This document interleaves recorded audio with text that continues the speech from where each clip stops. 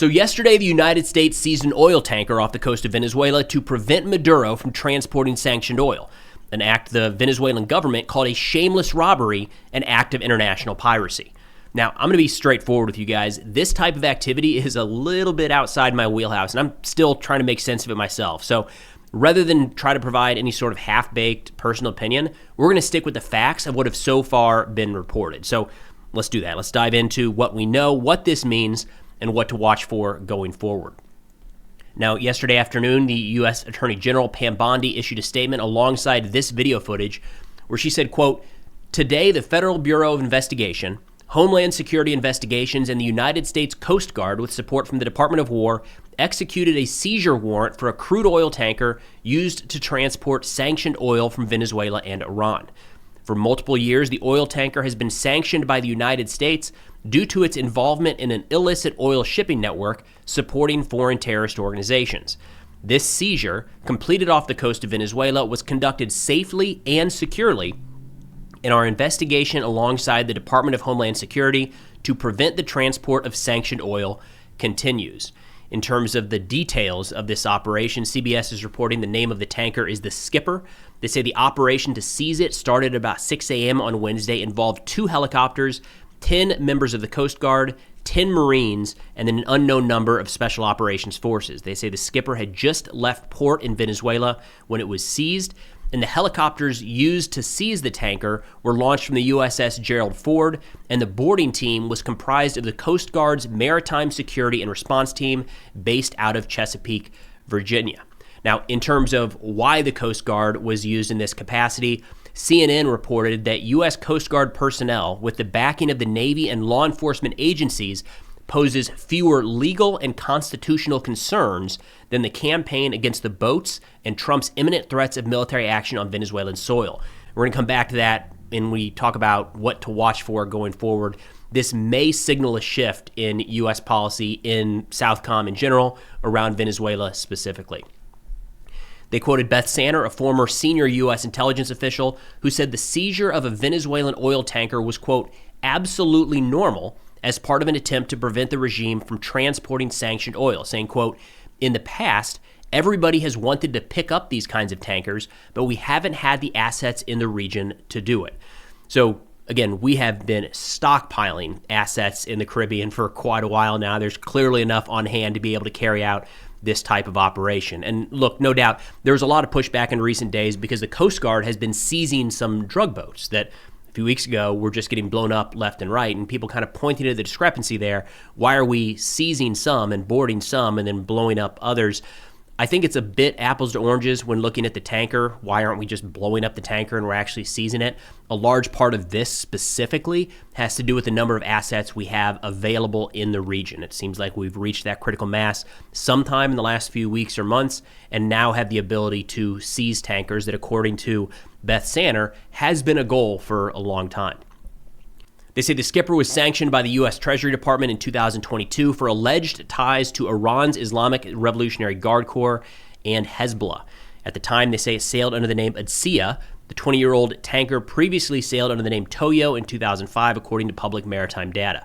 For more details on the Hezbollah connections in Latin America, I think those have kind of been misrepresented, maybe is a good way to put it. They're there, probably not in the same way that a lot of folks imagine. We just did an interview a couple days ago with David Daoud of FDD, or Foundation for Defense of Democracies, an absolute expert when it comes to tracking Hezbollah, where he talked about the importance of Hezbollah's kind of financial and criminal networks in Latin America and how that's being leveraged to help stand up the organization back in Lebanon. I'll link that video in the description below. Now, some more on the Skipper here. CBS said the Skipper was sanctioned by the U.S. Treasury Department in 2022 for its alleged role in an oil smuggling network that helped fund the IRGC and Hezbollah. The Treasury's 2022 sanction announcement did not mention Venezuela, but oil networks involving both Iran and Venezuela have been reported for years. The government of Guyana, which borders Venezuela, said in a statement Wednesday the ship was falsely carrying the Guyanese flag despite not being registered in the South American country. And that gets into some of the more notable illegal activities that were spotted in recent days and weeks leading up to this. The New York Times published an assessment saying the oil tanker seized by the United States off the coast of Venezuela on Wednesday may have been trying to conceal its whereabouts by broadcasting falsified location data, according to a New York Times analysis of satellite imagery and photographs. Although the vessel's location's transponder indicated that it was anchored in the Atlantic Ocean near Guyana and Suriname, the Times found that from late October to at least December, the ship was actually hundreds of miles away off of the coast of Venezuela. They say data provided by tankertrackers.com, which sounds like a fascinating website, suggests that the ship has frequently carried oil from countries under U.S. sanctions. The vessel's tracking data shows multiple trips to Iran and Venezuela over the last couple of years.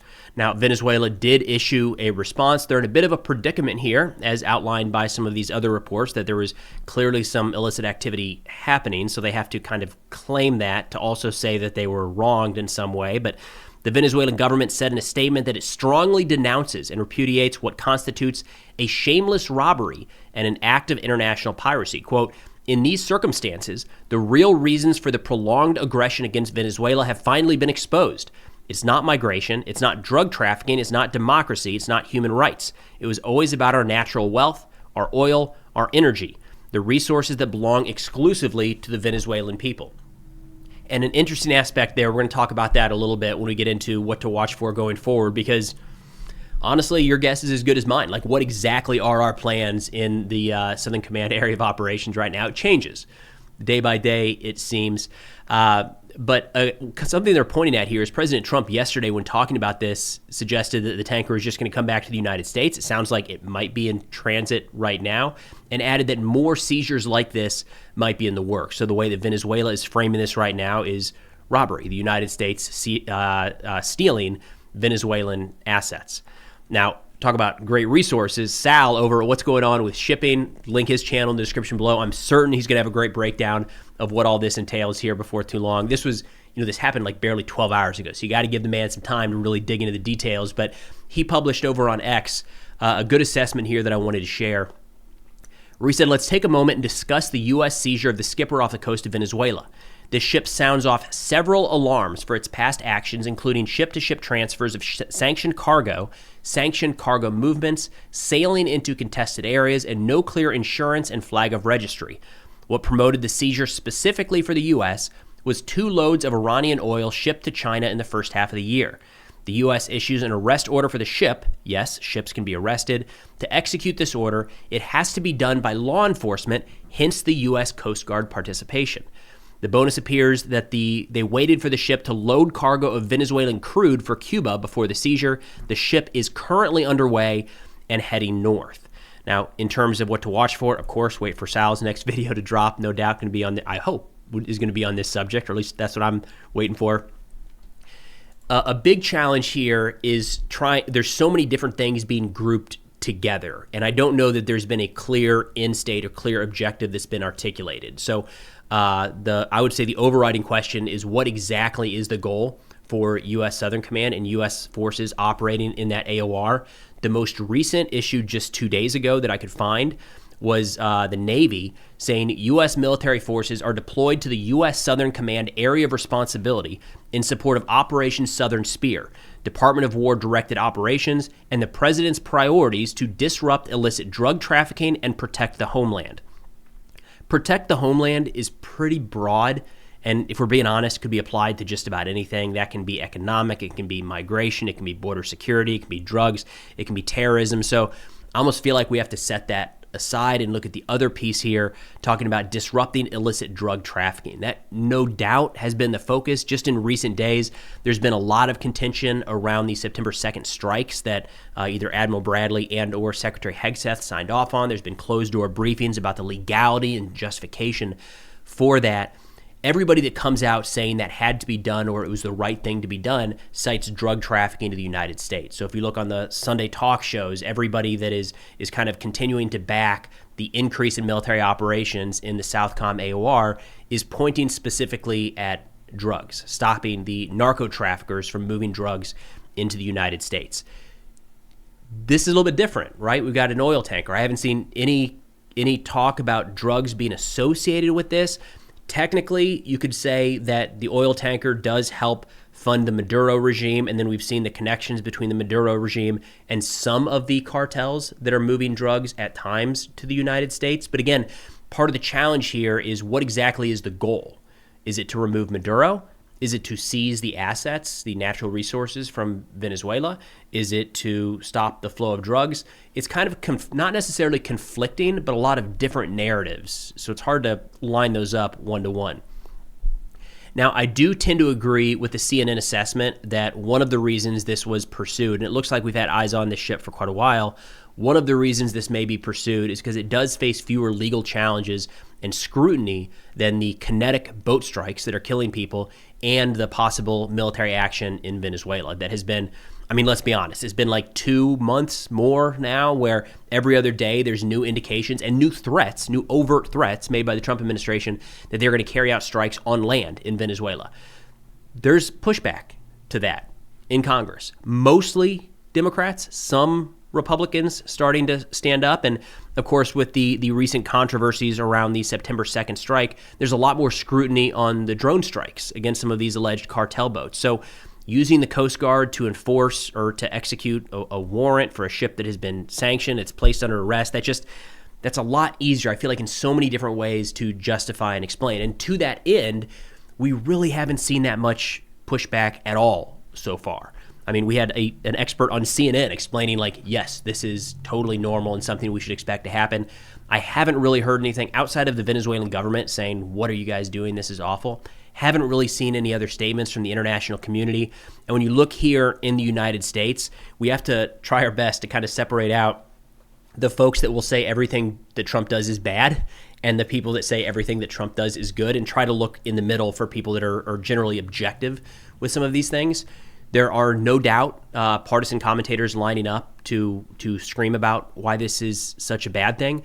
But when we're looking at that group in the middle of folks that tend to, I think, at times be a little more principled in their stances, it's pretty quiet.